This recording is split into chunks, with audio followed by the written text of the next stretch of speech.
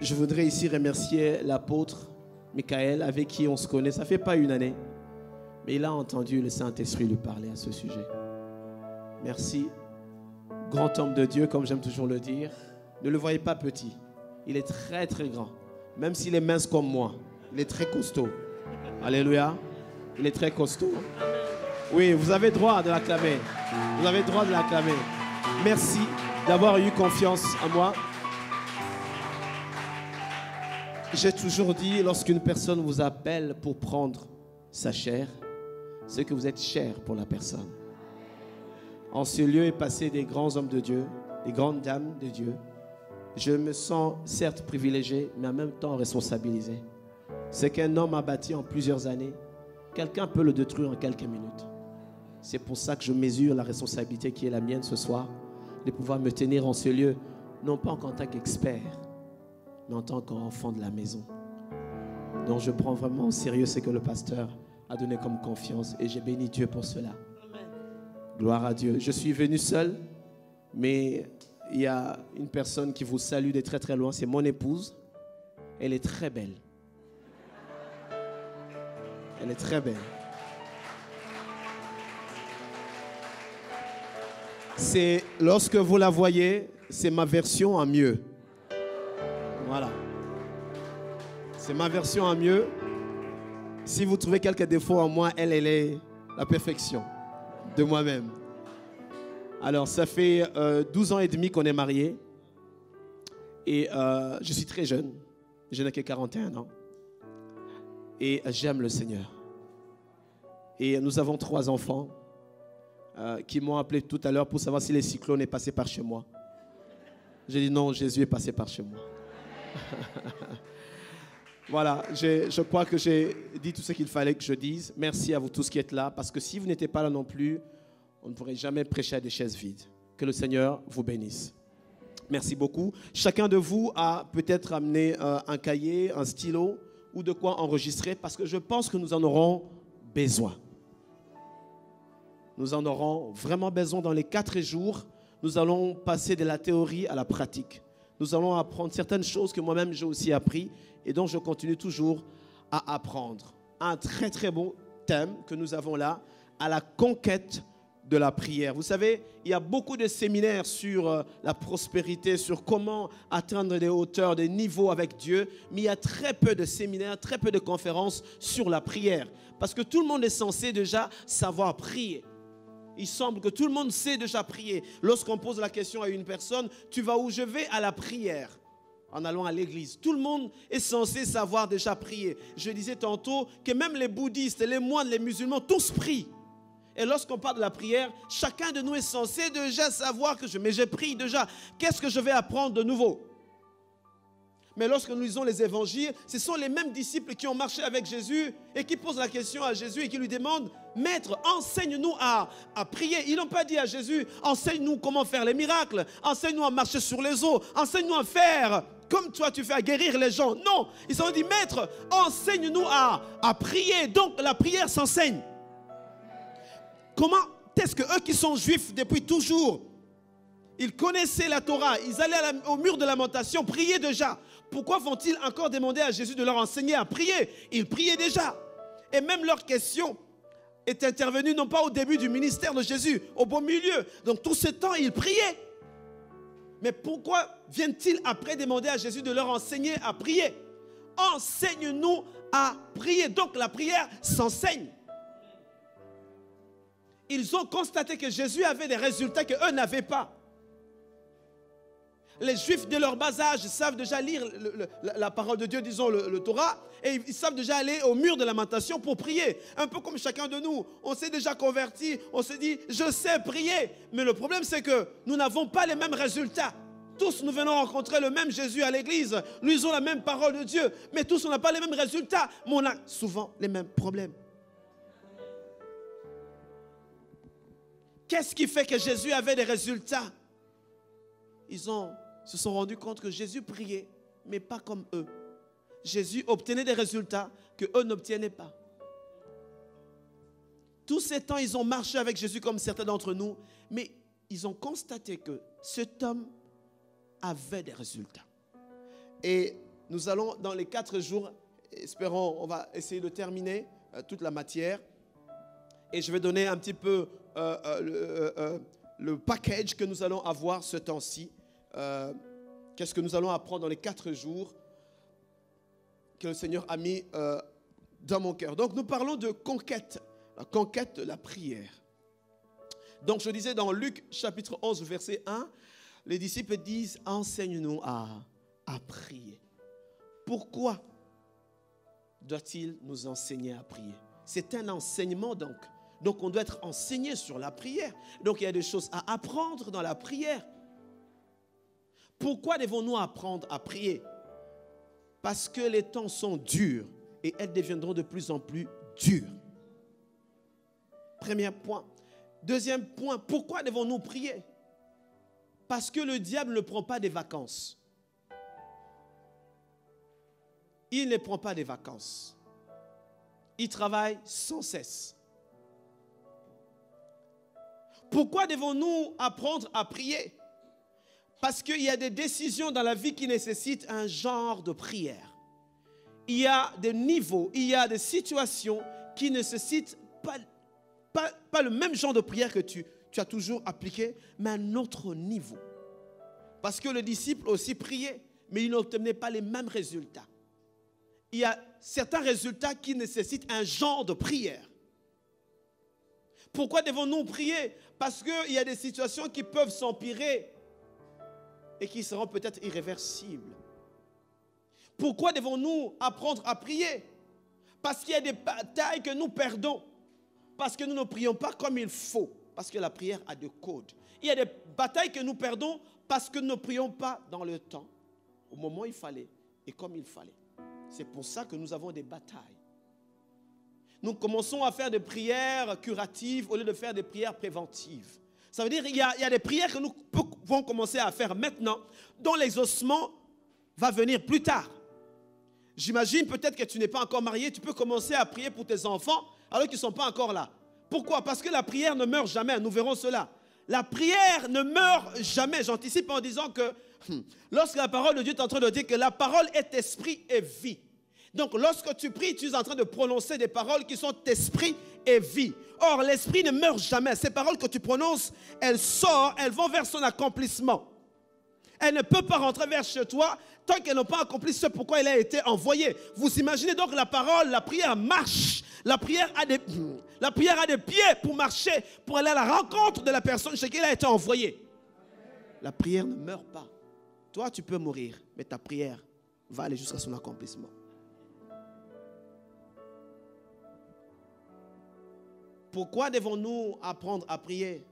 Parce que nous sommes l'objet d'une guerre que le diable a déclenchée. Lorsque nous sommes dans Apocalypse, je crois verset 12, on dit « Malheur à la terre, car le diable est descendu vers vous, non pas avec des glaçons, non pas avec des crèmes, mais avec une ardente colère, non pas avec une gentillesse, non pas avec des bisous, avec une colère, sachant qu'il nous reste très peu de temps. » Attendez. Le diable descend sur la terre. On n'a pas dit heureux la terre. Qui habite la terre? Ce sont les humains, ce sont les hommes. Donc malheur à nous, parce que le diable est descendu sur la terre, sachant qu'il nous reste très peu de temps. Vous imaginez le diable à qui il reste très peu de temps et qui est en colère, viendra dans ta vie pour te faire des bisous. Paul nous rappelle cela, il dit, vous n'ignorez pas ses desseins, voler, tuer et égorger. Voler quoi? Le voleur, Jean 10 ne vient que pour voler. Voler dans ta vie tout ce qui peut te rendre heureux. Tuer tes projets, tuer ton foyer, toutes ces choses-là. Ce n'est pas Dieu, c'est le diable. Il est en colère, le diable. Il n'est pas descendu avec une bonté particulière, non. Donc malheur à la terre. Malheur à la terre et à la mer. Alors donc nous devons aller à la conquête. Nous devons conquérir, reconquérir pour certains, mais d'autres conquérir. S'emparer de quelque chose. Être déterminé à faire quelque chose. S'emparer de la vie de prière. Je ne parle pas de la prière, je parle de la vie de prière. Il y a une différence entre prier et avoir une vie de prière. pratiquer la prière, avoir une vie de prière constante et stable. Conquérir pour certains, reconquérir pour d'autres. Ceux qui avaient déjà une vie de prière qui l'ont perdue, qui veulent la reconquérir. Et d'autres qui n'ont pas de vie de prière, qui veulent la conquérir maintenant. Il s'agit donc d'aller récupérer, d'aller reconquérir une vie de prière perdue avec une détermination. Travailler activement pour maintenir une vie de prière stable si vous l'avez déjà. Devenir un champion de la prière. Devenir un conquérant, un guerrier de la prière. Prier de manière continuelle, sans relâche, mais avec détermination. Tout le monde peut prier, mais tout le monde n'a pas le même résultat. D'autres prient, mais d'autres ne prient même pas. D'autres sont victimes des attaques et ils disent c'est la volonté de Dieu. C'est très facile de dire ça. C'est la volonté de Dieu. Or, vous savez que la plupart des mauvaises choses qui nous arrivent, ce n'est pas Dieu. On a quelqu'un qui est descendu avec une colère. Avec une colère. Mais souvent, on se résigne en disant c'est la volonté de Dieu. Savez-vous qu'il y a quelqu'un qui a changé la volonté de Dieu? Qui a dit je ne mourrai pas. Dieu lui a donné encore 15 ans de plus. Vous savez ça? Ne dites pas toujours que c'est la volonté de Dieu. Jean 10 dit ceci, le voleur ne vient que pour voler, détruire et dérober. Mais moi, je suis venu afin que les brebis aient la vie. Vous avez vu la différence? Moi, Jésus, je viens afin que le brebis puisse avoir la vie. Mais l'autre vient pour voler, détruire et dérober. Donc la volonté de Dieu, c'est que tu aies la vie. C'est que tes entreprises puissent avoir la vie. C'est que ton foyer puisse marcher. Mais l'autre qui vient, c'est pour mettre le désordre. Donc, lorsqu'il y a beaucoup de désordre dans ta vie, ce n'est pas Dieu. Ce n'est pas la volonté de Dieu. Donc, le diable a aussi une volonté pour toi. Lorsqu'on dit que Dieu a un projet de bonheur et non de malheur, sache que le diable a un projet de malheur et non de bonheur. Il a aussi un projet pour toi. Il a aussi un projet. Alors, voici les sujets que nous allons aborder dans cette conférence. Quand est-ce que l'homme a eu besoin de prier? À quel moment de la vie de l'homme a-t-il eu besoin de prier? C'est le premier point que nous allons voir. Deuxième point, comment avoir une vie de prière stable, efficace? Troisième point, nous allons voir un genre de prière, parce qu'il y a plusieurs sortes de prières. Nous allons voir un genre de prière qu'on appelle la prière d'accord. C'est un genre de prière magnifique. Je prie que vous puissiez accéder à ces bénéfices. Et je souhaite que dans les 3 jours que vous allez venir, que je crois que ce sera le samedi ou le vendredi, selon que l'apôtre donnera l'ordre, nous allons venir avec les familles, les foyers, les enfants. Nous allons déclarer des choses en ces lieux. Nous allons briser des liens. Nous allons dire des choses extraordinaires qui vont nous précéder. La prière d'accord, c'est quelque chose que nous allons aussi apprendre. Nous allons apprendre quelque chose d'autre que j'affectionne et que j'ai découvert dans les Écritures. Pourquoi il faut prier entre 3h et 6h du matin?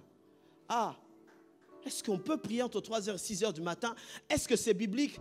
Le jour où j'ai découvert cela, j'ai pleuré. Prier entre 3h et 6h. Qu'est-ce qui se passe? J'en ai enseigné quelque part, mais je ne vous dis pas les effets que ça a commencé à produire. Le jour où j'ai commencé moi-même à appliquer cela, j'ai commencé à avoir des représailles. C'est dans les Écritures depuis l'Ancien Testament jusqu'au Nouveau Testament. Mais c'est voilé. C'est voilé. Et j'ai béni Dieu pour ces bénéfices que nous allons avoir, de découvrir chacun dans les Écritures comment c'est écrit 3h, 6h. Je vous donne un exemple. Avez-vous lu quelque part dans les Écritures où Jésus priait la journée? Je ne dis pas qu'il ne faut pas prier la journée. Si, il faut prier. Lorsqu'on parle de Daniel, on dit que Daniel priait le matin, à midi et le soir. Seulement, vous ne savez pas ce que ça veut dire le soir. Ce que ça veut dire le matin. Souvent, le matin, on dit 7h, 8h. Mais nous allons voir ce que ça veut dire le matin. Le temps était divisé en 4 temps. Tout ce qui est écrit dans les Écritures, dans la parole de Dieu, n'est pas écrit seulement pour rien du tout. Tout est bien codé. Et nous allons donc apprendre quels sont les bénéfices que nous avons de prier entre 3 heures et 6 heures. Lorsque j'étais encore très très jeune, très enfant, je me rendais compte que chez nous, il y avait ces genres de personnes qui se réveillaient très tôt le matin et qui se mettaient à prier. Or la Bible dit que Jésus priait très tôt le matin pendant qu'il faisait encore sombre. On dit de Jésus, il a prié toute la nuit avant de choisir les disciples. J'ouvre une parenthèse. Toi, pour prendre cette décision que tu veux prendre, là, tu pries pendant combien de temps? Si Jésus a dû prier toute la nuit, chez les Juifs, le temps divisé chez eux en 2 temps. La nuit et le jour, ça fait 12 heures. 12 heures de nuit, 12 heures de jour. Et Jésus a prié toute la nuit, donc 12 heures, en raison de 1 heure pour chaque disciple. Maintenant, dis-moi, toi, pour ce genre de situation que tu as prié combien de temps? Si Jésus, pour choisir le disciple qui vont l'accompagner que 3 ans dans son ministère, et le mari que toi, tu dois choisir toute ta vie. Les genres de situations qui vont arriver, tu penses avec des prières de 5 minutes? Si lui, le Messie, le Fils de Dieu, peut prier pendant 12 heures, toute la nuit, en raison d'1 heure pour chaque disciple, la décision que tu veux prendre de ta vie, combien de temps tu veux prier pour ça? Quels sont les bénéfices qu'il y a entre prier, le fait de prier entre 3 heures et 6 heures? Et le dernier que nous allons apprendre, je ne vais pas tout donner tout de suite, mais je veux le dire quand même, c'est une femme dans la parole de Dieu. Que quand on l'épouse, elle, ce qu'on n'avait pas, on ne pouvait pas avoir avant, mais avec cette autre femme, qui est voilée aussi. Ce n'est pas une femme physique, ne vous inquiétez pas. Lorsqu'on l'épouse, il y a une accélération divine dans notre vie. J'ai prié Dieu que le dimanche, vous soyez là parce que c'est le dimanche que je parle de cela. Il y a un homme dans les Écritures, Abraham, a dû appliquer cela et il a eu des résultats extraordinaires. Alléluia.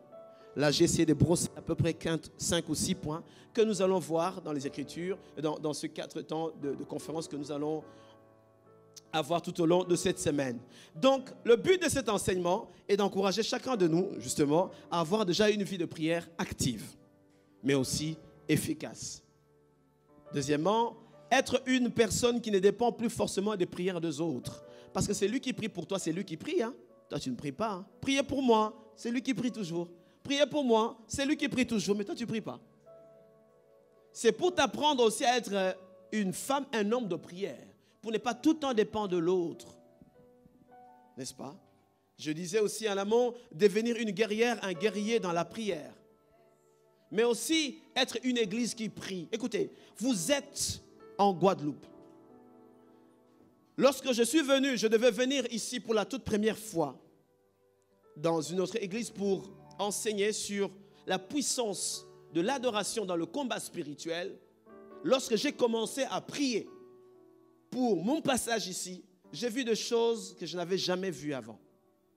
C'était la première fois pour moi, lorsque j'ai appliqué ce genre de prière, 3 heures, 6 heures, que pour la première fois, comme je vous vois, je pouvais voir un être maléfique en face de moi. Je n'ai jamais vu un ange. Je ne dormais pas. Je l'ai vu. Je l'ai vu, comme je vous vois. Et pour la première fois, je n'ai pas dit au nom de Jésus, j'ai hurlé au nom de Jésus. J'ai dit bien hurler. Hurler, je n'ai jamais hurlé, j'ai toujours lu ça dans le dictionnaire, hurler. Mais là, je l'ai pratiqué. Au point que mes voisins étaient réveillés. J'avais la chair des poules pendant 1 heure. Et donc, j'aimerais dire que vous êtes dans une partie de terre qui nécessite que vous soyez une église des gens qui prient. Pas seulement des gens qui vont à l'église, mais des gens qui prient. Donc, j'étais en train de dire que devenir un guerrier, une guerrière dans la prière, être une église qui prie et qui cherche la direction de Dieu dans chaque chose. Le but de cet enseignement est aussi de nous donner les clés qui activent l'exaucement de la prière. Le but est aussi de détruire par la prière tout genre de réclamations, tout genre de situations qui nous sont imposées de manière consciente ou inconsciente. Ah oui, ah oui. Vous vous souvenez dans les Écritures, lorsqu'on pose la question à Jésus, est-ce que cet homme est aveugle parce qu'il a péché ou parce que ses parents ont péché? Ah, donc ça veut dire que aussi les parents peuvent avoir péché et ça rend muet quelqu'un. N'est-ce pas? C'est dans les Écritures. Jésus a dit non, c'est pour que la gloire de Dieu se manifeste. Donc, en d'autres termes, quelqu'un peut aussi être en train de vivre certaines choses pour lesquelles il n'est que victime. C'est pour ça que je dis, nous allons aussi apprendre comment, lorsque vous découvrez telle chose dans votre lignée, comment arriver à dire exactement. Parce que le diable est tellement subtil. Il peut sortir pour ce que tu as prononcé là, mais si tu ne prononces pas telle chose, il ne part pas. Il part pour telle chose que tu as dite, mais pas pour l'autre. Parfois, tu remarques des choses de façon générationnelle dans la vie, dans votre foyer. Tu te demandes, chez nous, c'est comme ça. C'est la maladie de notre famille. Ah bon? Vous avez une maladie dédiée à chez vous? Alléluia. Le but de cet enseignement est de aussi garder un contact permanent avec Dieu. Le but aussi est d'avoir une communion avec notre Créateur et jouir de sa présence. J'ai toujours dit à mes amis, à ceux qui m'entourent et aussi à mon équipe, si le diable a pu provoquer la guerre dans le ciel, vous savez qu'il y a eu guerre dans le ciel. Michel-Ange et ses anges combattirent contre le dragon, nous dit Apocalypse. Attendez, le diable, je vais mieux dire les choses. Lucifer, parce qu'il s'appelait Lucifer, qui veut dire porteur de lumière, astre lumineux, a pu provoquer la guerre dans le ciel, n'est-ce pas, en convainquant un tiers des anges dans son camp. Écoutez, il a pu convaincre un tiers des anges de Dieu d'entrer dans son camp. Et il a pu provoquer dans le ciel, non pas des émeutes, mais une guerre. Maintenant, va-t-il s'empêcher de créer la guerre dans ton foyer si dans le ciel où se trouve le trône de Dieu et il peut provoquer la guerre, chez toi il ne va pas provoquer la guerre? Qu'est-ce qui va l'empêcher? Si déjà dans le ciel il a pu provoquer la guerre et on ne sait pas combien de temps, la Bible ne nous dit pas combien de temps cette guerre a duré, va-t-il s'empêcher? J'ai toujours dit que le diable est plus âgé que tes problèmes. Le diable est plus âgé que ton père. On dit de lui qu'il est le père du mensonge, le géniteur du mensonge. Ça veut dire que le diable est allé aussi à la maternité. Il a donné naissance à un bébé qu'on appelle mensonge. Il a commencé à mentir depuis la nuit des temps. Attendez, il a un CV. Personne ne peut embaucher le diable car son CV est tellement long. Ça fait des milliers d'années qu'il exerce le mal.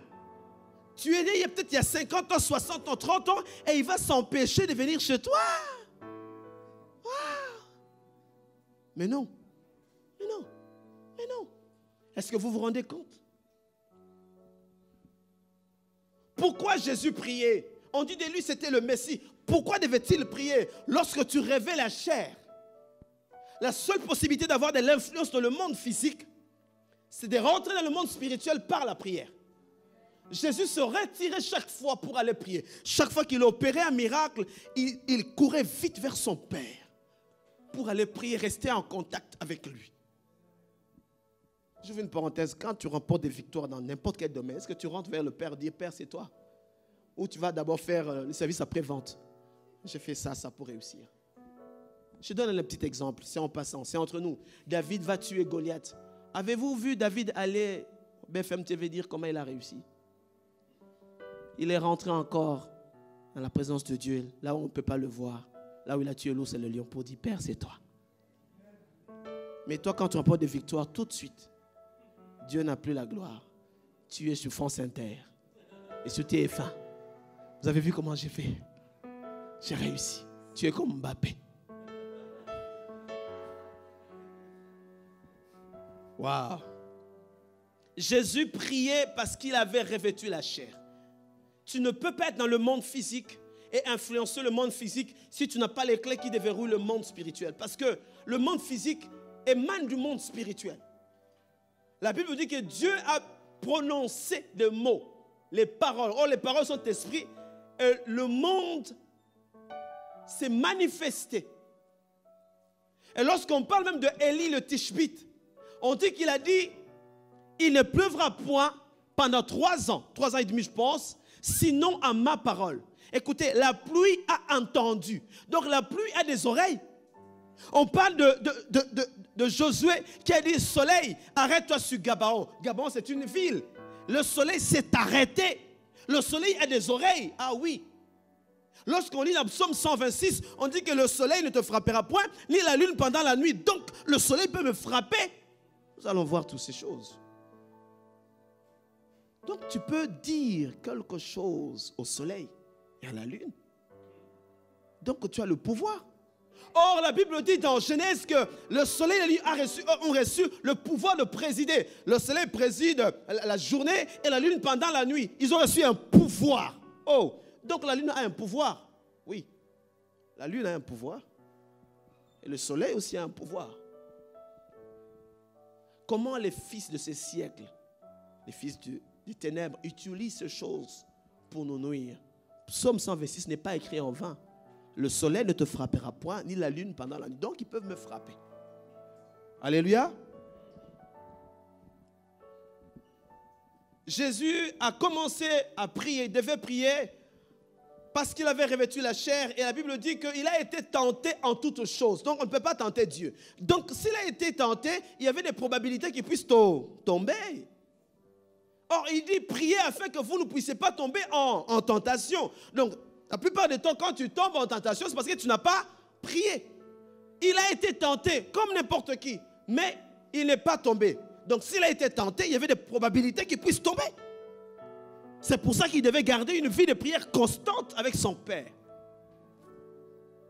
Voilà pourquoi Jésus devait continuer à prier. Nous lisons cela dans Hébreux chapitre 4, verset 15. Car nous n'avons pas un souverain sacrificateur qui ne puisse compatir à nos faiblesses. Au contraire, il a été tenté comme nous en toutes choses, sans commettre le péché. Nous sommes dans Hébreux 4, verset 15. Donc, il y avait des probabilités que Jésus puisse tomber aussi. Et donc, lisons dans Matthieu chapitre 26, le verset 41. Matthieu chapitre 26, verset 41. On va commencer par le verset 40 qui dit ceci. Et il vint vers les disciples qu'il trouva endormis. Et il dit à Pierre, vous n'avez pas donc pu veiller 1 heure avec moi? Veillez et priez afin que vous ne tombiez point donc en tentation. L'esprit est bien disposé, mais la chair est faible. L'esprit est disposé, mais la chair est faible. Donc c'est la chair qui nous empêche de prier.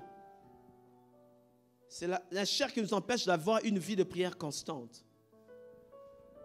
La chair vous trouvera des raisons pour ne pas prier. La chair s'ennuie quand il faut prier. Je me souviens moi-même, lorsqu'on devait prier, même pour manger à table, papa dit, non, Max, c'est toi qui dois prier. Je dis, mais qu'est-ce que j'ai fait? Qu'est-ce que j'ai fait? C'est son tour. Je dis, mais prie. Non, mais qu'est-ce que j'ai fait? Parce que on n'aime pas la prière. On pensait que la prière était une corvée. Lorsqu'on te désigne pour prier, c'est comme si on t'a puni. Oui. La chair n'aime pas la prière. La chair déteste la prière parce que la prière relève du domaine spirituel. Or, la chair est physique, elle ne veut pas. Elle n'aime pas la prière. Jésus dit, veillez et priez car de peur que vous ne tombiez en tentation, l'esprit est disposé. Votre esprit est capable de passer 2 heures, même 3 heures en prière. Mais votre chair n'aime pas. Il n'aime pas cela. Il n'aime pas. La chair, quand il faut prier, elle commence à somnoler. Elle est fatiguée. Elle trouve des raisons. Mais mets la chair devant la télé. Waouh! Quand il y a une série, la chair regarde la télé comme ça, sans sommeil. Mais dès lors, tu dis, va aller prier. La chair ne voudra pas.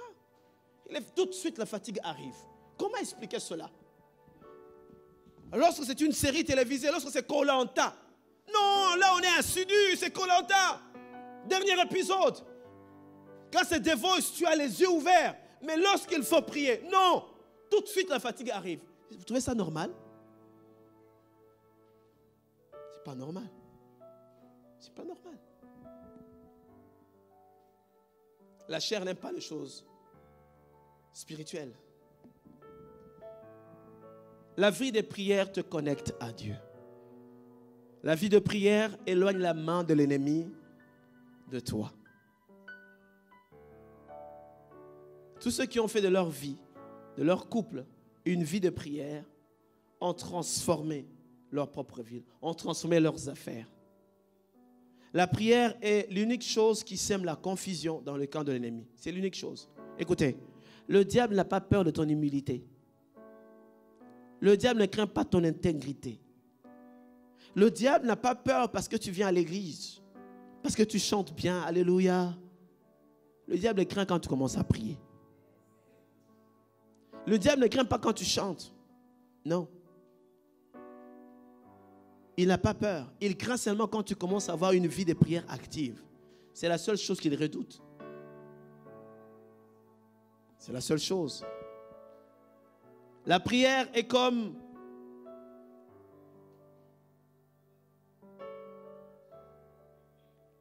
ce cordon ombilical qui lie l'enfant à sa mère.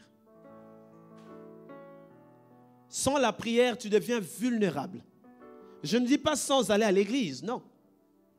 Je parle de la prière. Sans une vie active de prière, tu es à la merci des attaques de l'ennemi. Un homme de prière peut transformer sa vie, la société et tout. Je dis un homme, pas deux. Un seul déjà. La prière est plus importante même que lire la Bible. Vous vous rendez compte, il y a des gens qui ne savent pas lire, mais qui peuvent avoir une vie de prière très efficace. La prière est même plus que la prédication, plus que le cantique. La prière est plus importante même que l'évangélisation. La prière. L'unité d'un foyer est maintenue au moyen de la prière, non pas par des cadeaux.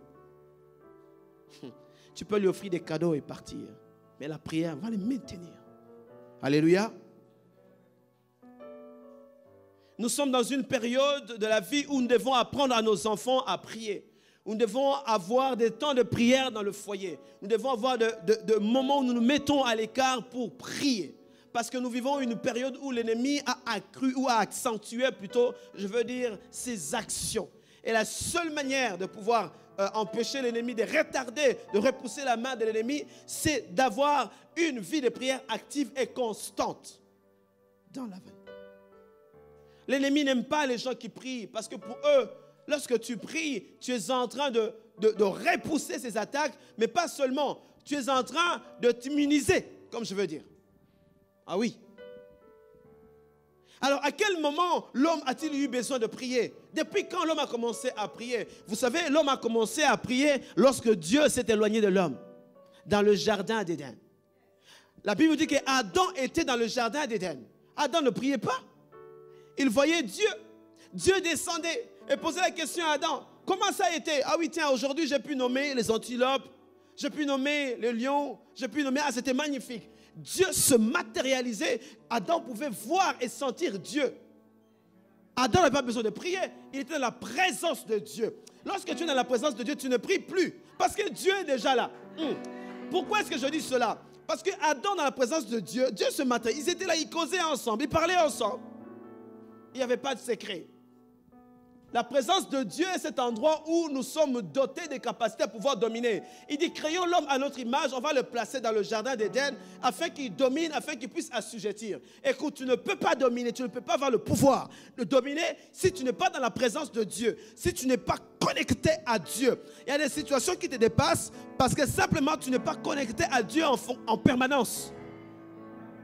Donc le diable se dit ceci, la seule manière pour moi de pouvoir éloigner l'homme de Dieu, c'est d'insérer l'interdit, d'introduire quelque chose qui va séparer l'homme de Dieu. Et les Écritures disent que lorsqu'on a donné les lois, Dieu a dit, tu ne mangeras pas du fruit de cet arbre, le jour où tu en mangeras, tu mourras. Mourir, c'est s'éloigner de Dieu, être séparé de Dieu. Il s'est dit, la seule façon pour moi d'éloigner l'homme de Dieu et d'introduire la mort, c'est introduire le péché. Et l'homme a péché, il a été séparé de Dieu. Mais Dieu, en tant que prophète, lui-même a posé les bases. Il a dit, il y aura la postérité de la femme qui viendra, bien sûr, écraser la tête du serpent, mais qui va renouer le lien entre Dieu et l'homme. C'est pour ça que tous les efforts qui ont été fournis dans l'Ancien Testament, Moïse, les prophètes, c'était pour faire le pont entre Dieu et l'homme. Et c'est lorsque Enoch est arrivé, la Bible dit, c'est alors qu'on commença à invoquer le nom de l'Éternel. Donc avant, on ne l'invoquait pas parce qu'il était là. C'est là que l'homme a commencé à avoir besoin de prier parce que Dieu n'était plus là. Dieu n'était plus accessible à cause du péché. Et souvenez-vous, chaque fois que vous voulez prier ou vous mettre à l'écart pour implorer la grâce de Dieu ou être dans la présence de Dieu, souvent le diable vous rappelle vos péchés. Il vous rappelle seulement les choses que vous avez faites. Tu veux t'agenouiller et commencer à prier. Tout de suite, tu commences à te rappeler tous les péchés que tu as. Attends, c'est le moment de me rappeler mes fautes. Chaque fois qu'il te rappelle tes fautes à toi, rappelle-lui la croix. Et il va cesser de te déranger. Ton problème, c'est que tu ne le rappelles pas la croix. Si tu le rappelles aussi la croix, comment il a été aussi publiquement livré en spectacle, il va se taire. Il n'est là que pour te montrer les mauvaises choses. Il n'est là que pour te montrer tes péchés. Dis-lui, j'ai été déjà pardonné. Et donc, il a introduit les péchés afin que tu sois culpabilisé. Et tu n'arrives même plus à prier. Donc, au commencement, l'homme n'avait pas besoin de prier. L'homme n'a pas été créé dans le but de prier. Non. Dieu était là. Donc je disais vraiment, Satan a provoqué la guerre dans le ciel. Qu'est-ce qu'il ne va pas provoquer dans ton foyer? Il a introduit, il a interdit dans le jardin. Alors que l'homme voyait Dieu face à face. Éden, c'était le lieu où Dieu entend toujours l'homme. Où Dieu se manifestait. Éden, c'est dans la présence de Dieu. Dans la présence de Dieu, il y a une accélération de choses. Dans la présence de Dieu, le temps disparaît. Parce que lui, il est dans le domaine de l'éternité. Je vais mieux expliquer cette chose. Dans la présence de Dieu, lorsque nous lisons dans Nombre, je vais vous donner le passage, on nous dit que le bâton d'Aaron avec les autres bâtons était placé dans la présence de Dieu, n'est-ce pas? Et la Bible nous dit qu'en une nuit, le bâton d'Aaron avait fleuri, bourgeonné et produit des amandes, mais des amandes mûres, en une nuit. Lorsque tu es dans la présence de Dieu, il y a toujours une accélération de choses. Comment expliquer qu'un bâton tout sec, qui est coupé de ses racines, mais lorsqu'on la place dans la présence de Dieu, elle commence à produire des fleurs de feuilles, mais aussi des amandes qui sont immédiatement mûres. Alors que nous savons que ce bâton dépend des temps et des saisons. Or, lorsqu'on place ce bâton dans la présence de Dieu, le temps et les saisons disparaissent parce que Dieu lui-même est dans le domaine de l'éternité. Il est celui qui contrôle le temps et les circonstances. Ça veut dire ceci, le bâton qui dépendait des saisons, qui dépendait des temps, lorsqu'il est placé dans la présence de Dieu, là où il est dans le domaine de l'éternité, il y a une accélération de choses qui s'opèrent. Parce que là, les temps s'enfuient. Les saisons dépendent des temps et des circonstances. Or, dans la présence de Dieu, les temps n'ont plus de temps à être là. On est dans le domaine de l'éternité. C'est pour ça que je dis que tu ne peux avoir une accélération divine dans tes affaires que lorsque tu apprends à habiter dans la présence de Dieu. Là où les gens t'ont donné 2 ans, 3 ans, 4 ans, 5 ans pour accéder à quelque chose, dans la présence de Dieu, en une nuit, tu peux changer le cours de l'événement de ta vie. Oui. Ce bâton, pour qu'elle puisse produire des amandes, vous savez que l'amande, pour qu'on puisse le manger, pour que les fruits doivent être là, il faut attendre des saisons, peut-être 3 ans, 5 ans, pour que les amandes soient mûres. Peut-être que les gens en te regardant se disent, toi tu ne peux être productif que dans 5, 10, 15, 20 ans. Mais lorsque tu es dans la présence de Dieu, le temps disparaît et tu es dans le domaine de l'éternité où il y a une accélération divine des choses. En fait, le bâton a été coupé de ses racines. Donc le bâton d'Aaron est un bâton sec. Lorsque tu es coupé de tes racines qui doivent t'aider, dans la présence de Dieu, Dieu devient tes propres racines.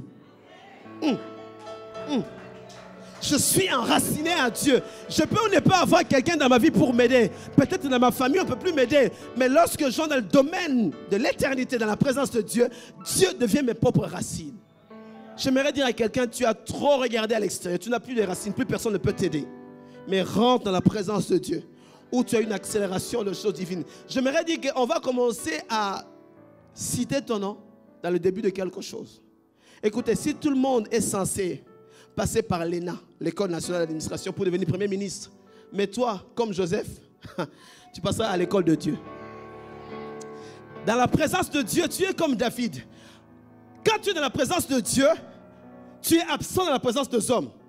Dieu parlera de toi dans la présence des hommes alors que tu es dans la présence de Dieu. J'aimerais dire ceci, ceux qui s'habituent dans la présence de Dieu sont ceux dont Dieu parle d'eux dans la présence des hommes. On avait David qui était dans la présence de Dieu et c'est là qu'il a appris à composer le psaume 23 où il dit « L'Éternel est mon berger » et... qui connaît le verset encore? Alléluia. Et donc, lorsqu'il était là en tant que berger, Dieu parlait de lui dans sa propre maison. Là où on ne parle pas de toi, toi vas dans la présence de Dieu. Dieu parlera de toi quelque part. Et Dieu peut commencer à nommer un roi, alors qu'un berger ne doit pas devenir un roi. Normalement, celui qui remplace le roi, c'est le prince. Mais toi, même si tu n'es pas prince dans la lignée royale, mais quand tu es berger dans la présence de Dieu, Dieu peut changer des lois à cause de toi. Un berger qui commence à remplacer un roi. Où est-ce que vous avez vu ça? Normalement, c'est Jonathan qui devait remplacer le roi Saül. Mais quand tu es dans la présence de Dieu, Dieu peut changer des lois à cause de toi. Est-ce que je parle à quelqu'un ce soir? Dieu est capable de commencer à changer des lois à cause de quelqu'un qui est souvent dans la présence de Dieu. Sois plus présent dans la présence de Dieu. Quitte la présence des humains. Pour que Dieu parle de toi dans la présence des hommes, il faut qu'on soit plus dans sa présence à lui. Et là, il peut commencer à changer de loi. Tu vas trouver grâce à ses yeux. Ce jeune homme qui était incognito, non vu de gens, Dieu l'avait déjà vu. Là où les gens ne te voient pas, Dieu t'a déjà vu. Mais où? Dans la présence de Dieu. Et donc, nous parlons de Éden, ce lieu où Dieu descendait pour rencontrer l'homme. Donc, quand je parlais du bâton d'Aaron, je parlais du Nombre, chapitre 17, versets 16 à 28. Et c'est là qu'on parle de la verge de Aaron, qui est restée même dans le temple, jusque dans Matthieu, on en parle. Dans le temple, dans le lieu très très saint, il y avait le bâton d'Aaron qui était toujours dedans. Il y avait aussi la manne qui était, n'est-ce pas, mangée à l'époque par les enfants d'Israël, qui était aussi placée dans le Saint de Saints. Donc, comment imaginer dans la présence de Dieu? Tu as de l'accélération divine. Parce que là, on n'est plus dans le domaine du temps. Il est le maître des temps et des circonstances. Même les circonstances, c'est lui qui les gère. Aime la présence de Dieu. Alléluia. Dans sa présence, tu ne dépends plus des saisons. Dans sa présence, tu deviens la saison. J'aime ça. J'ai dit, dans la présence de Dieu, Dieu fait de toi une saison. Là où il n'y a pas de saison, à cause de toi, ça commence. Il y a des endroits où les gens dépendent des saisons pour avoir des fruits. Mais toi, saison ou pas saison, toi-même, tu es porteur de saison. Là où tu arrives, tu commences à changer les choses. Tout ce que tu touches se transforme. Pourquoi? Tu es quelqu'un qui domine dans l'éternité. Dans le temps n'a plus droit. Alléluia. Donc, je suis en train de dire que Dieu a placé l'homme dans Éden afin qu'il domine. Tu ne peux pas avoir la domination si tu n'es pas celui qui aime la présence de Dieu. Alors, la présence de Dieu, on la trouve où? Dans son lieu secret. Lorsque tu as une vie de prière. Le lieu où il peut te rencontrer seul à seul. Où il peut te parler des choses qui doivent venir. Très souvent, nous sommes surpris des choses qui nous arrivent parce que nous n'avons pas consulté papa avant. Parce qu'on n'a pas consulté le BFM TV des papas. Parce qu'on n'a pas eu les échos de TF1 de papa. Il a envie de te parler de certaines choses, mais tu n'es pas là. Tu viens à l'église, mais lui est resté encore. Il dit, mais dans ma présence, je ne te vois pas. Il vient le dimanche, il te voit en train de lever les mains. Alléluia, Jésus t'aime. Mais dans la chambre, là où personne ne peut te voir, tu ne lui dis pas ça. À l'église, on te voit lever les mains. Alléluia, je chante. Mais là où il est seul avec toi, tu n'as jamais levé les mains. Il se pose même la question, tu parles de moi ou de quelqu'un d'autre ici le dimanche? On dit de toi, tu pries seulement quand tu viens à l'église. Non, lui, ce n'est pas ça. À l'église, on vient le célébrer, tous ensemble. Mais as-tu une chambre haute? As-tu un lieu secret? La vie de prière. Et donc, je vais avancer en disant, c'est le lieu secret, Éden. C'était le lieu où l'homme et Dieu se rencontraient sans pour autant chercher à prier parce qu'ils se voyaient. Et nous voyons que Dieu a cherché par tous les moyens de pouvoir entrer en contact avec l'homme, de renouer et de le ramener dans Éden, là où l'homme et Dieu se côtoyaient. Et donc le diable a tout fait pour te séparer avec Dieu en toujours te rappelant de choses que tu as faites qui reviennent souvent à l'esprit, non pas quand tu regardes la télé, mais seulement quand tu veux prier. Et le diable, qu'est-ce qu'il fait en premier lieu pour t'attaquer? La première chose, vous savez qu'un voleur, lorsqu'il vient chez vous à la maison voler, il ne vient pas avec un bulldozer. Non. Tout le monde saura. Il commence par casser un petit bout de fenêtre, il rentre sa main de l'intérieur, il déverrouille de l'intérieur. Et c'est après que la porte s'ouvre. Toujours. Quand le diable va t'attaquer et détruire ton foyer, ce n'est pas les grands démons qui arrivent. Ce n'est pas les grands esprits qui arrivent. Il envoie toujours des petits problèmes qui, eux, entrent d'abord à l'intérieur, déverrouillent à l'intérieur et les grands rentrent après. Ça peut passer par une jalousie. un petit mensonge qui s'établit, mais qui déverrouille de l'intérieur afin que les plus costauds rentrent. Souvenez-vous de cet homme qu'on a délivré. On dit que la maison était restée vide, qu'un démon est venu, un esprit mauvais est arrivé. Il a regardé, il n'est pas entré, il est allé encore appeler les 7 autres démons plus forts que lui, pour fortifier le palais.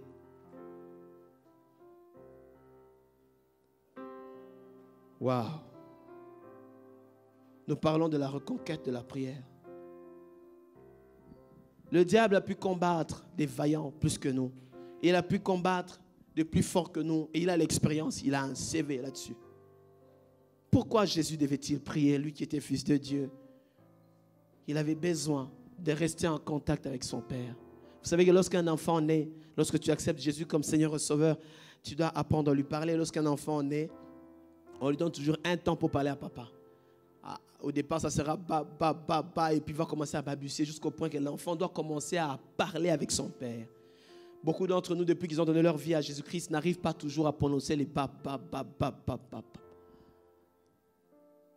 Tu es né en Christ, tu as accepté Christ comme Seigneur, tu dois arriver à parler à ton Père. La prière te permet de parler à ton Père. Ce n'est pas seulement cette prière que tu dois faire pour combattre, mais aussi apprendre à parler à papa,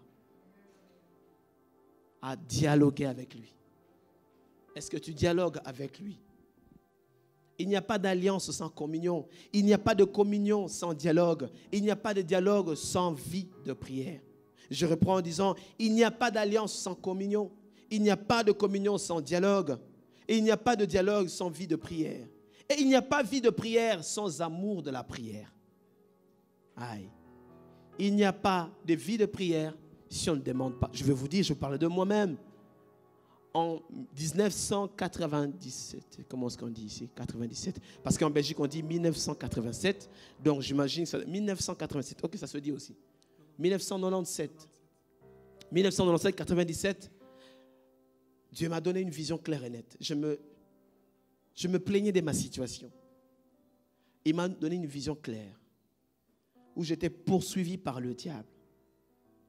Il m'a montré cette vision dans les Écritures. On dit, je voyais Satan tomber du ciel. Et j'ai vu ça dans mon songe. Et il ne faisait que me suivre, moi. Et je courais, je tournoyais dans la maison. Mais il dit, tu peux courir, il va toujours te suivre.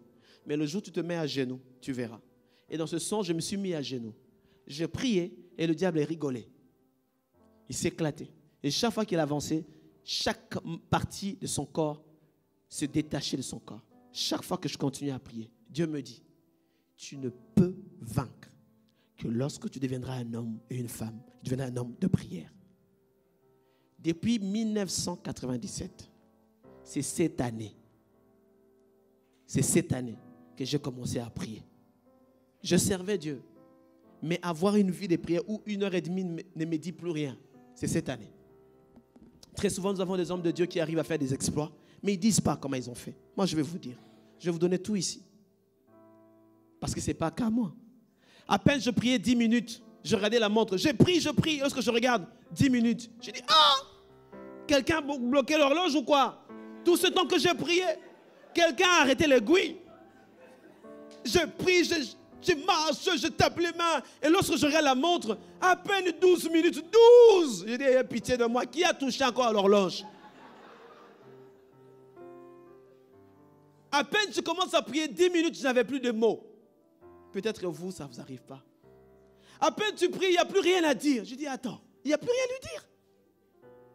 C'est déjà arrivé à quelqu'un ici? Non, ici, vous êtes tellement saint. C'est un pas à vous.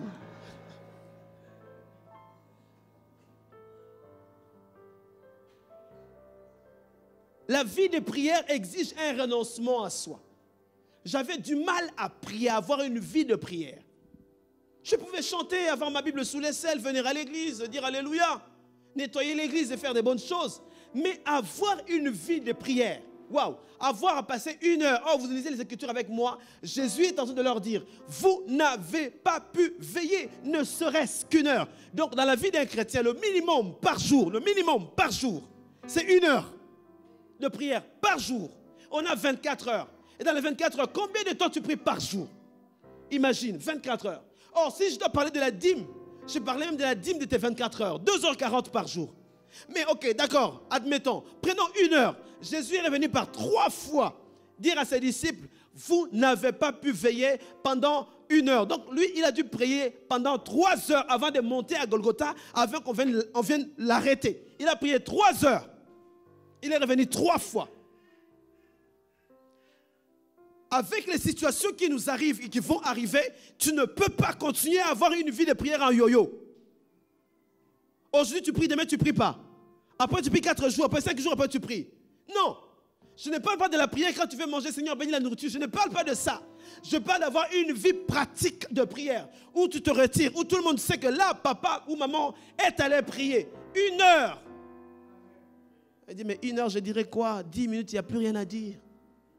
Nous allons voir ça. Nous allons vraiment entrer en pratique de ces choses aussi. Lisons dans Luc chapitre 11. Jésus priait un jour en un certain lieu. Luc chapitre 11, verset 1. Waouh, le temps court très vite. Hein? Si on ne peut pas arrêter la montre un peu, comme ça on va en profiter. Je ne suis même pas à la moitié du premier jour. Là.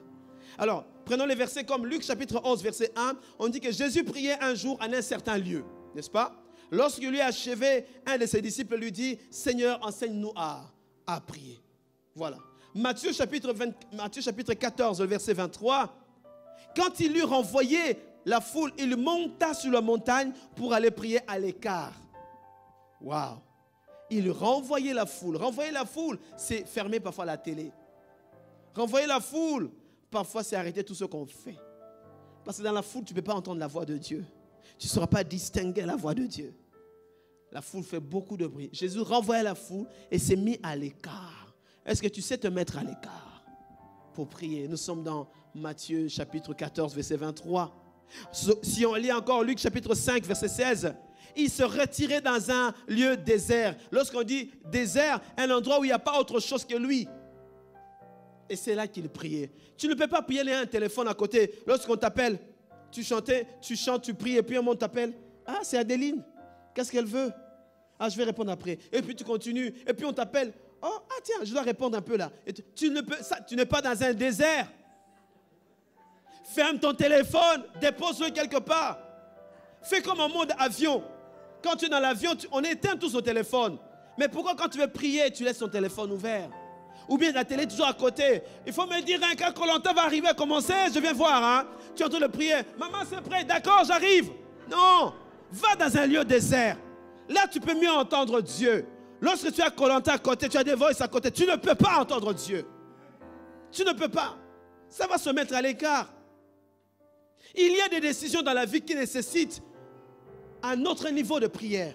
Il y a des orientations précises que tu dois prendre qui ne peuvent pas être prises avec une vie de prière de 3-4 minutes. Non. Si Jésus a dû prier pendant 12 heures, en raison de 1 heure pour chaque disciple, et même quand il a prié pour les 12 disciples, il y a quand même un qui s'est glissé dedans, Judas. Bon, maintenant, toi, avec ta situation-là, combien de Judas vont entrer dedans? Combien de Judas vont entrer avec ces 5 minutes que tu pries pour cette situation-là? Il a prié 12 heures, mais un seul Judas est entré quand même. Et toi, combien de Judas vont entrer dans ton dossier là? Bien dans cette entreprise, combien de Judas? Combien de Judas? Lorsqu'on veut aller prier, monter à la montagne, c'est toujours très difficile. Pour monter à la montagne, il faut un équipement spécialisé. Tu ne peux pas monter à la montagne avec une chemise. Non, il y a des intempéries. Ça nécessite un équipement approprié. Ça veut dire se préparer. Monter, c'est toujours difficile parce qu'il faut fournir des efforts. Or, je me souviens qu'il a dit à son apôtre, à l'apôtre Jean, dans l'Apocalypse, il dit, monte ici afin que je te fasse voir ce qui va arriver. Dieu veut te montrer certaines choses, mais ça nécessite à ce que tu puisses monter.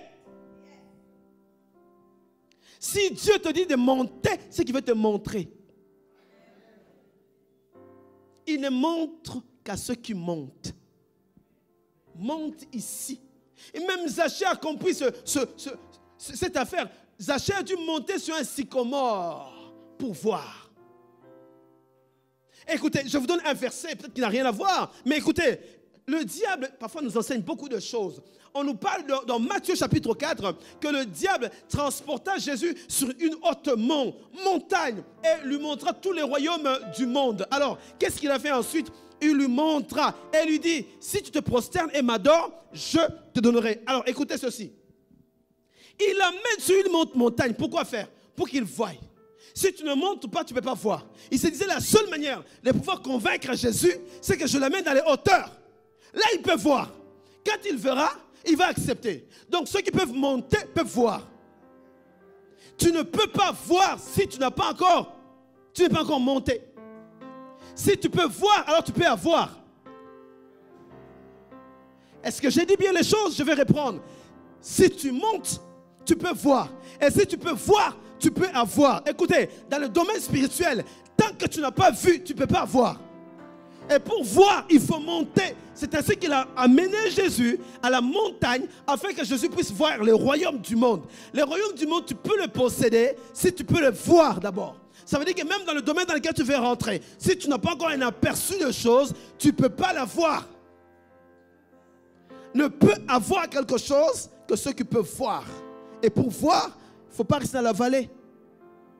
Les aigles montent plus haut. Même quand il y a les vents, les aigles montent encore plus haut encore. Les hirondelles, les autres restent toujours un peu dans la basse-cour.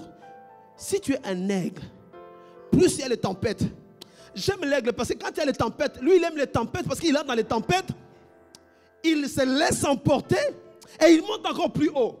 Les autres animaux, là, les autres oiseaux, là, ils n'aiment pas les tempêtes. Quand les tempêtes y arrivent, ils vont descendre, se cacher. Mais y a-t-il des aigles en ce lieu qui peuvent monter malgré les problèmes? Ils commencent même à profiter, dire, comme il y a des problèmes, c'est qu'il y a des solutions. Partout où tu vois des problèmes, c'est que quelque part son jumeau, c'est les solutions. Ne crains pas les problèmes parce que chaque fois que tu as des problèmes, c'est qu'il y a une solution qui va arriver quelque part. Que ça soit une occasion pour toi de commencer à chercher Dieu. Écoutez, Dieu ne fuit pas les problèmes parce qu'il est la solution. Si tu as Dieu avec toi, pourquoi tu fuis les problèmes? Lorsque tu vois les problèmes, dis que c'est une opportunité où Dieu veut se manifester. Tu dois être ce genre de personne qui ne craint pas les problèmes, mais qui aime être dans la solution parce que Dieu est la solution.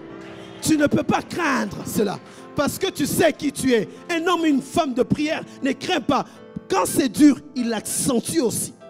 Chaque fois que c'est dur, toi tu accentues aussi la prière. Ne baisse pas. Je ne sais pas combien de minutes tu me restes, je crois qu'il me reste à peine 0 minute. Mais je vais dire en terminant en disant ceci.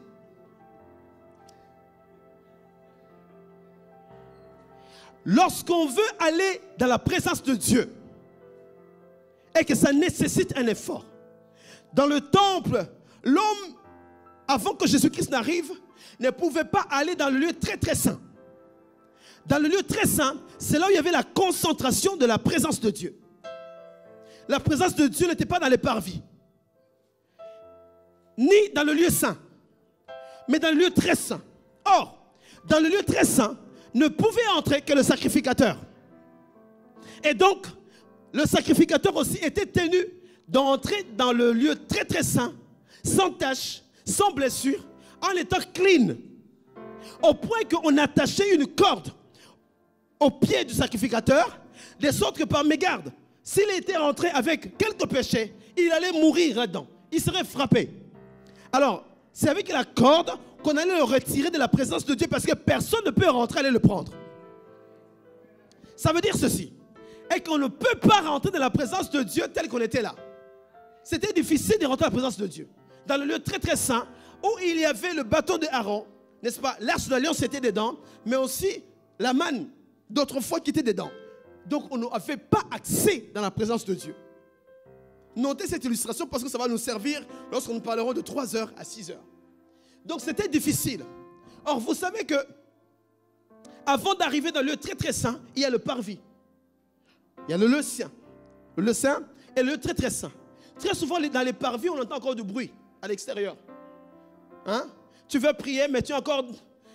Dans le parvis, c'est comme tu veux prier, mais tu as encore des idées. Oh, la facture des EDF, je n'ai pas encore payé. Tu pries, mais il y a encore la facture des EDF qui sonne dans la tête. Ou tu veux encore prier, mais tu es encore dans les parvis. On entend encore un peu de bruit. Tu es comme Marthe. Jésus peut être là, mais toi, tu es encore dans le parvis en train de chercher à faire les assiettes, la nourriture. Mais Marie savait que dans la présence de Dieu, j'oublie tout. Ça veut dire que dans les parvis, on entend encore quelques bruits. On entend qu'il y a encore nos besoins, il y a encore nos soucis. Tu es encore dans les parvis. Tu pries, mais après tu sors un peu parce que tu as encore... Tu veux prier, mais tu te souviens encore. Ah non, je vais avoir tel rendez-vous. En même temps que j'ai de prier, en même temps d'autres idées dans la tête. Tu es encore dans les parvis. Vous savez que lorsqu'on dit demander, chercher, on dit frapper. Entre demander, chercher et frapper, où est-ce qu'on a plus mal? C'est en frappant. Chaque fois que tu frappes, tu as mal. D'accord?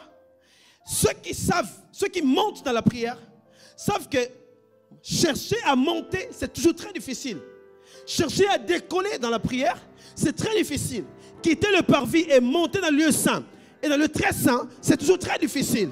Et il faut fournir des efforts, ça fait mal. Quand tu dois demander, c'est simple.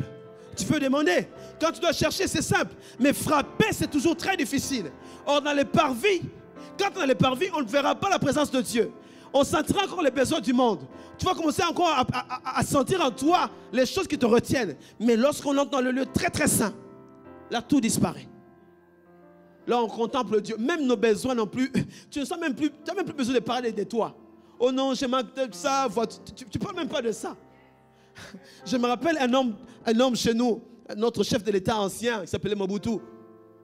Un homme l'a rencontré. Tellement ce monsieur était mythique. Lorsque la personne l'a rencontré, le président lui a dit, demande tout ce que tu veux. Vous savez ce qu'il a demandé? Il a demandé une cuillère. Tellement que la présence du roi était là, du président, suffisait déjà à pouvoir être dans la joie. Quand tu es dans la présence de Dieu, je t'assure, tes besoins disparaissent aussi. Mais lorsque tu entres encore, tu as encore besoin de ça à gauche, à droite, c'est que tu n'es pas encore rentré exactement. Lorsque tu veux commencer à prier, ne commence pas par demander. Non, cherche-le d'abord. Dans les parvis, on entend encore du bruit. J'aimerais dire, dans les parvis, tu peux avoir beaucoup d'applications dans ton téléphone, dans ton smartphone, mais sans une batterie chargée, ces applications, bien que dans ton téléphone, ne peuvent pas fonctionner. Tu as beaucoup d'applications de téléphone, mais ton téléphone n'est pas chargé. Il y a beaucoup de promesses dans ta vie. C'est comme ce smartphone dans lequel il y a beaucoup d'applications, mais elle n'est pas chargée. On a tout dit sur ta vie, mais ton téléphone est éteint. Les applications ne peuvent pas fonctionner. Tu vas dire que Dieu fait toutes choses bonnes en son temps. Tu te consoles en disant, quand la promesse tarde, attends-la. Mais ton téléphone est éteint. Ta vie de prière est éteinte. Charge-la. Tu vas tout de suite appliquer les applications là. Tu vas utiliser. Je parle à quelqu'un ce soir. Tu as beaucoup d'applications dans ton téléphone. On a dit beaucoup de choses dans ta vie. Mais elles traînent pourquoi? Ton téléphone n'est pas chargé. Quelqu'un veut-il recharger sa vie de prière ce soir? Et dit, j'aimerais être un conquérant. Il vient vers les disciples, les trouvant endormis. La chair s'ennuie de la prière. Je me souviens un jour, je regardais la télé pendant 3 heures. Vous savez, on met des séries de télévisées, 4, 5, 6 films à la fois. Et là, tu as les yeux ouverts comme ça, je regarde, voilà. C'est Robocop, c'est super, c'est bon, c'est Superman. Ouais, je suis là, je regarde. J'ai même pas un brin de sommeil, même pas un brin. Mais dès lors que le film s'arrête, ah, tu entends le corps, non, je vais aller dormir. Je dis, quoi mon corps? Tu vas aller dormir? Viens ici dans la douche, j'amène mon corps dans la douche. Je te donne une bonne douche froide. Quand il faut prier, là, tu as sommeil. Mais quand il faut regarder la télé, là, tu n'as pas sommeil. Tu m'en dis, viens ici. J'amène mon corps à la douche. De l'eau froide. C'est quoi cette histoire? Paul est en train de dire, je traite durement mon corps. Tu traites comment ton corps? Comment tu traites ton corps? Il te fait faire plein de trucs. Mais pour prier, tu dis mon corps, pour prier 1 heure, c'est à faire? Non, c'est pas à faire. Viens. Je prends mon corps, je l'amène. Je dis, viens, rentre dans la douche. Allez, tout vite. Oh, mais je n'ai pas envie. Je dis, rentre, je sommeille, rentre dedans. J'amène mon corps à la douche. Une bonne douche froide. Et je dis, assieds-toi, un petit café à côté. Commence à lire la parole. Attends, pour regarder la télé, tu avais les yeux grands ouverts comme ça. Et pour prier, j'ai sommeil. Quel sommeil? Viens ici. Tu dois traiter ton corps durement. Paul est en train de dire, je dois traiter mon corps durement. La chair est faible, mais l'esprit est disposé. Tu dois te décider. Ça ne vient pas tout seul comme ça. Et bon, voilà, j'ai reçu quelque chose, je commence à... Non. Tu dois toi-même te décider et avoir une discipline de prière. Et nous allons voir cela. Qu'est-ce qui arrive quand tu ne pries pas? L'homme qui ne prie pas remplace la prière par le chant. Waouh! Vous savez, à l'église, lorsqu'on dit, prions, S'il n'y a pas de clavier, 3 minutes, personne ne prie. Ah, ici, chez vous, ce n'est pas chez vous ici. Chez vous, c'est différent. Je sais, je connais ailleurs. Lorsqu'on dit, maintenant on va prier, alléluia, prions. Prions. À peine quelques phrases. Et puis c'est fini. Si on ne chante pas, il y aura silence de mort. Ce n'est pas chez vous, c'est pas chez vous. C'est ailleurs, d'où je viens. On arrive à prier. À peine 3 minutes. On a déjà arrêté. Si on met la musique, alléluia, là tout le monde, allez on balance comme ça, on y va. L'homme qui ne prie pas, il va toujours remplacer le chant, la prière par le chant. La prière, c'est autre chose. Vous avez entendu quelqu'un dire, oh non, chanter c'est prier des fois. Non, c'est faux. Ça veut dire que Jésus chantait beaucoup, hein? Donc Jésus connaissait le sol, le fa, le solfège. Parce qu'on dit que Jésus priait beaucoup. Donc Jésus chantait grave. Donc, il peut me mettre dans une chorale, quoi. Ah! C'est faux. Ceux qui ont créé ça, c'est pour nous dédommager, non? Comme ça, même quand tu chantes, hein, tu entends des prières, c'est faux. C'est faux. L'homme qui ne prie pas remplace la prière parfois par des conseils. Non, tu sais, c'est plein de conseils. J'aimerais dire, tout ce que vous avez acquis sans la prière, vous pouvez le perdre si vous ne priez pas. Je reprends. Tout ce que vous avez acquis sans la prière, vous pouvez le perdre si vous ne priez pas. Il y a des choses que vous avez acquises sans prier. Mais si vous ne priez pas, vous les perdrez. Vous les perdrez. Le manque de prière donne à l'ennemi des armes pour vous combattre. Le manque de prière. Et il amplifie les problèmes. Des petits problèmes, il les amplifie. Le manque de prière permet aux démons renifleurs, parce qu'on verra si vous le souhaitez, vous allez venir comme une proie pour l'ennemi. Parce que vous ne priez pas. Le manque de prière détériore tout ce que vous avez acquis. Chaque fois que tu ne pries pas, tu donnes au diable les armes pour te combattre et combattre ton foyer calmement, sans effort. Sans effort. Le manque de prière dans ta vie est un droit que tu donnes à l'ennemi de pouvoir t'attaquer librement. C'est comme un diplôme que tu lui donnes. Viens m'attaquer. Lorsque le temps de prière est réduit, le manque de prière, ça veut dire à commencer. Lorsque tu commences à réduire, non, je peux prier seulement 3 minutes, sache que tu commences à perdre la vie des prières. Lorsque la prière devient ennuyeuse, cela veut dire que l'ennemi est en train de réussir à t'arracher à la vie de prière. Lorsque les périodes de prière ne sont plus fréquentes, le manque de prière est en train de s'établir. La prière, c'est quoi la prière? La prière est semblable à un téléphone portable avec lequel on peut communiquer 24 heures sur 24 avec le monde invisible. Et dont l'opérateur est vous-même, avec un crédit d'appel illimité pour atteindre son interlocuteur. La prière vous permet, par sa particularité de son réseau, d'atteindre le monde invisible sans protocole ni standardiste. L'opérateur céleste l'a mis en place comme un moyen efficace pour communiquer avec ses proches dans n'importe quelle situation. La prière est un moyen de communication entre le monde visible et le monde invisible. Écoutez, je vais peut-être terminer par là pour ne pas abuser de votre temps.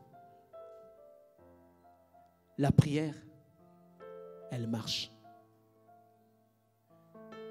Elle marche. La Bible dit que la parole est esprit et vie. Si la parole est esprit et vie, or l'esprit ne meurt jamais. Esprit et elle vit. Cette parole, lorsqu'on la sort, les Écritures disent ceci, elle ne peut rentrer vers Dieu sans accomplir ce pourquoi elle a été envoyée. Lorsque tu prononces des mots, des phrases, ces mots que tu prononces ont une vie et une mission. En fait, quand tu prononces une parole, cette parole contient en elle un ordre. Et cette parole va à l'accomplissement en disant, on m'a envoyé. Jusqu'à arriver au lieu où on l'a envoyé. Tant qu'elle n'a pas accompli ce pourquoi elle n'a pas été envoyée, elle ne partira pas. Et après, quand elle accomplit, ensuite, elle peut rentrer. Donc la parole marche.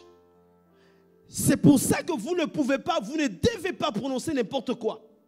Vous ne devez pas dire même ce que vous voyez. Écoutez, ne dites pas ce que vous voyez, dites ce que vous voulez voir. J'aimerais dire ceci, même quand la situation est compliquée, lorsque la situation est néfaste que vous voyez de vos propres yeux, ne les prononcez pas. Dites plutôt ce que vous voulez voir. Le problème chez nous, c'est que nous disons ce que nous voyons et elle prend corps. Parce que lorsque tu prononces des mots, tu dis, la situation est très difficile, je ne réussirai pas. La parole est sortie. Elle va dire ceci, j'ai été envoyé pour que la personne ne puisse pas réussir. Elle va attendre jusqu'à ce que tu ne vas pas réussir. Quand tu échoues, la parole rentre.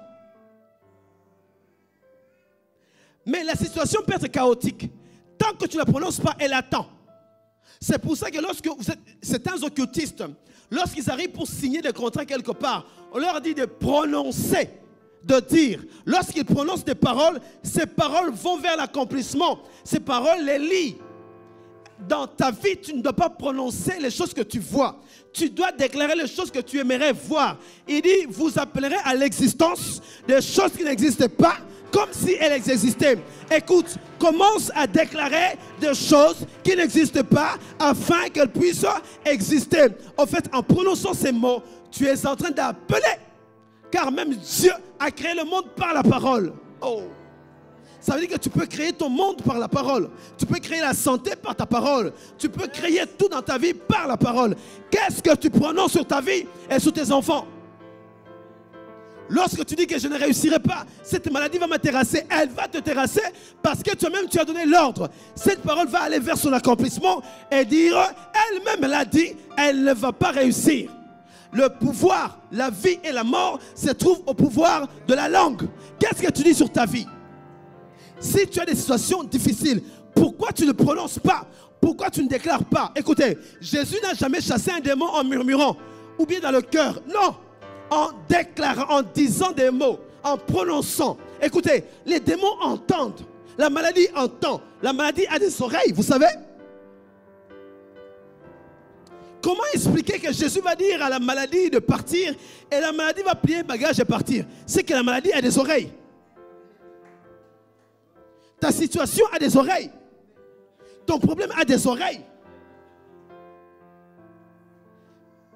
Si les démons peuvent entendre, la maladie peut entendre. Alors commence à déclarer ce que tu aimerais voir, non pas ce que tu vois.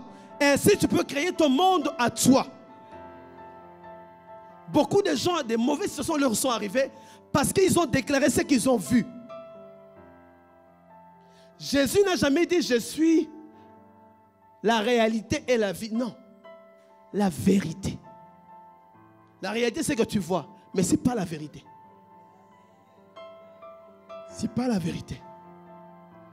Lorsqu'un disciple demande à Jésus de leur enseigner à prier, Jésus leur dit la première chose que vous devez faire, il dit lorsque vous priez, oh, il dit dites. Je m'arrête là, dites, ça veut dire quoi? Prononcez. Pourquoi vous ne prononcez pas?